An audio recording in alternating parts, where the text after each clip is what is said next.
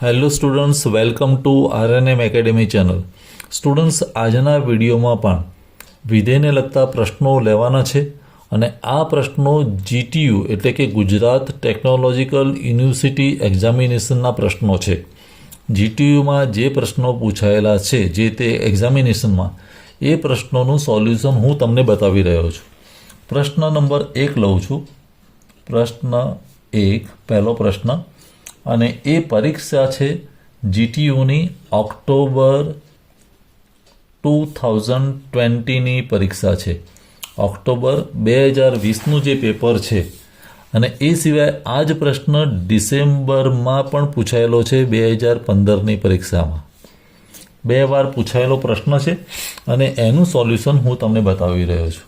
પ્રશ્ન આ પ્રમાણે છે: જો fx is equal to e⁻x હોય, fx is equal to e⁻x હોય તો સાબિત કરો કે, આપણે સાબિત કરવાનું છે, સાબિત કરો કે એમાં 2 સાબિતીઓ આપવાની છે. પહેલો પ્રશ્ન છે fx plus y is equal to fx into fy, આ પહેલી સાબિતી. અને બીજો પ્રશ્ન છે fx minus y is equal to fx divided by fy. આ બંને વિધાન આપણે સાબિત કરવાના છે. ચાલો શરૂઆત કરીએ સોલ્યુશનની. પહેલો ભાગ લઈએ છીએ. પહેલા ભાગનું સોલ્યુશન બતાવું છું અહીંયા, પાર્ટ નંબર 1. હવે પાર્ટ નંબર 1 માટે પહેલાં મને આપેલો ડેટા લખી દઈએ. fx is equal to e⁻x, એ જોઈ લેવાનું. fx is equal to e⁻x. સાથે સાથે પહેલો પાર્ટ ફાઇન્ડ કરવો હોય તો મારે શું શું જોઈએ? fx પ્લસ વાય અને fy.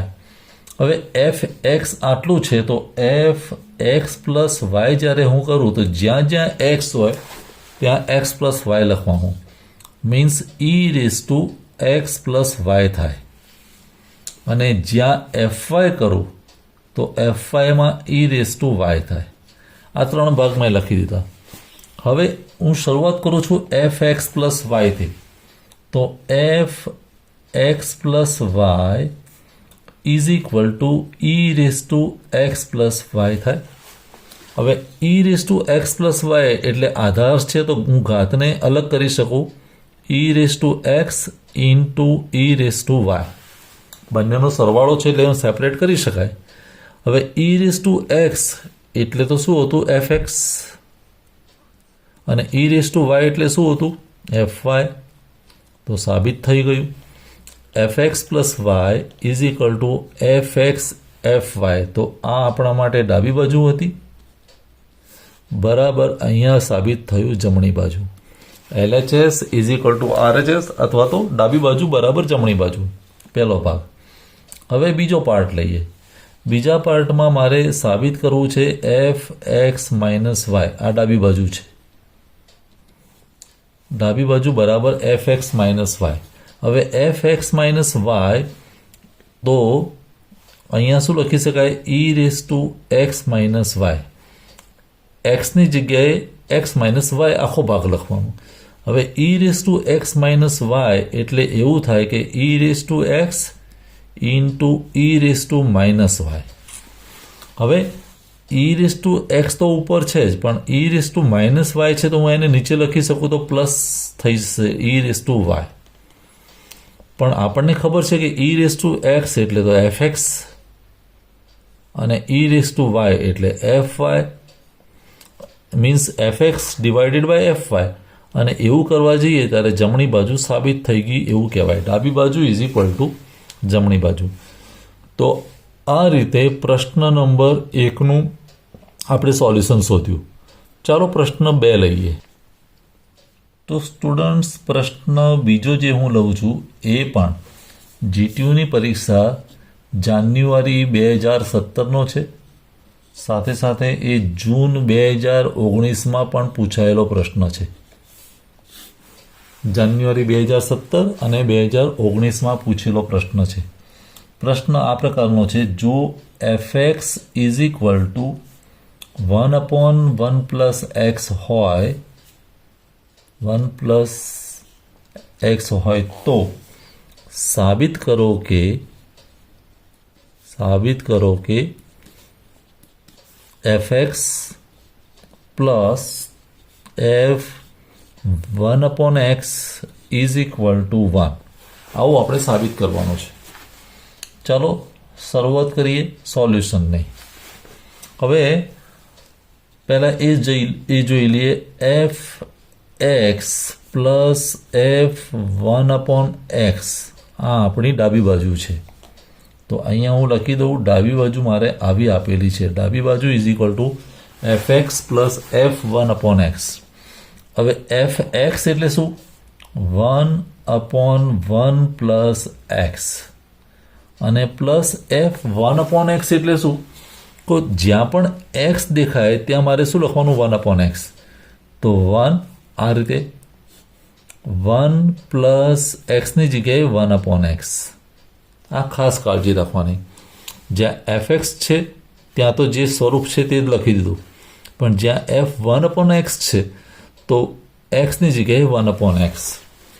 હવે આનું સાદું રૂપ આપીએ તો અહીંયા 1/1 પ્લસ એક્સ પ્લસ અહીંયા 1, અહીંયા મને મળશે એક્સ એનો એલસીએમ અને અહીંયા લખાશે એક્સ પ્લસ 1.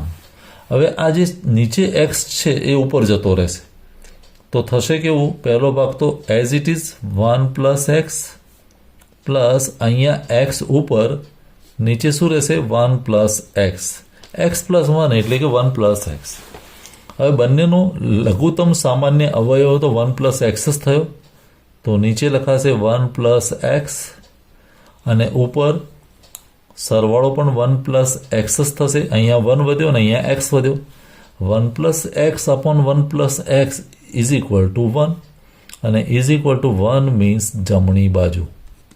તો આ રીતે ડાબી બાજુ બરાબર જમણી બાજુ આપણે સાબિત કરી શકીએ. આ પ્રશ્ન નંબર 2 હતો. તો સ્ટુડન્ટ્સ, આ જ વિડીયોનો ત્રીજો પ્રશ્ન અને છેલ્લો પ્રશ્ન આજના વિડીયો માટે એ હું લઈ રહ્યો છું. પ્રશ્ન નંબર 3 અને પ્રશ્ન 3 જીટીયુની જાન્યુઆરી 2017ની પરીક્ષામાં પૂછાયેલો છે. જાન્યુઆરી 2017. પ્રશ્ન આ પ્રકારે છે: જો F x is equal two a⁴x હોય તો સાબિત કરો કે F x plus 1 minus F x is equal two કૌંસમાં a-1 ઇન્ટુ એફ એક્સ. આવું આપણે સાબિત કરવાનું છે. અને પ્રશ્નની સાબિતી માટે શરૂઆત કરીએ સોલ્યુશનથી. પહેલાં હું લખી દઉં છું ડાબી બાજુ બરાબર F x plus 1 minus F x. હવે એફ એક્સ તો e⁴x આપેલું જ છે, તો એફ એક્સ પ્લસ 1 નવું સ્વરૂપ કેવું થશે? a⁴x plus 1. જ્યાં એક્સ હતા ત્યાં એક્સની જગ્યાએ એક્સ પ્લસ 1 લખી દેવાનું અને માઇનસ એફ એક્સ એટલે તો e⁴x છે જ. હવે e⁴x પ્લસ 1 તો એના જે ઘાત છે એને હું અલગ કરું તો a⁴x ઇન્ટુ a⁴1 માઇનસ અહીંયા a⁴x. હવે બંનેમાંથી a⁴x સામાન્ય નીકળશે. અહીંયા રહ્યું a⁴1 માઇનસ અહીંયા વધ્યું 1. એનો અર્થ કે a⁴x અને a⁴1 એટલે તો a માઇનસ 1. પણ e⁴x એટલે તો એફ એક્સ છે, તો એવું કહી શકાય કે a-1ને હું આગળ લઈ દઉં અને e⁴x એટલે એફ એક્સ અને આ જે એવું મળ્યું એટલે એ જમણી બાજુ થઈ ગઈ કહેવાય. તો ડાબી બાજુ બરાબર જમણી બાજુ આ રીતે આપણે સાબિત કરી શકીએ. સ્ટુડન્ટ્સ, આજે જે 3 પ્રશ્નો લીધા એ ત્રણેય પ્રશ્નો મને લાગે છે કે તમને સમજમાં આવ્યા હશે. એકદમ સરળ રીતે મેં સમજાવેલા છે અને જીટીયુની પરીક્ષાના પ્રશ્નો છે, તો તમે પણ જાતે ફરીથી કોઈની પણ હેલ્પ લીધા વગર સોલ્વ કરશો તો તમારું લેસન પાકું થઈ જશે, પદ્ધતિ સમજમાં આવશે. મળીશું ફરી આવતા વિડીયોમાં નવા प्रॉब्लम्स સાથે। Thank you for watching. Thank you very much. अगर आपको ये वीडियो पसंद आया है और आप मेरी चैनल पर नए हैं तो प्लीज मेरे चैनल को लाइक कीजिए, शेयर कीजिए और सब्सक्राइब जरूर कीजिए। Thank you very much.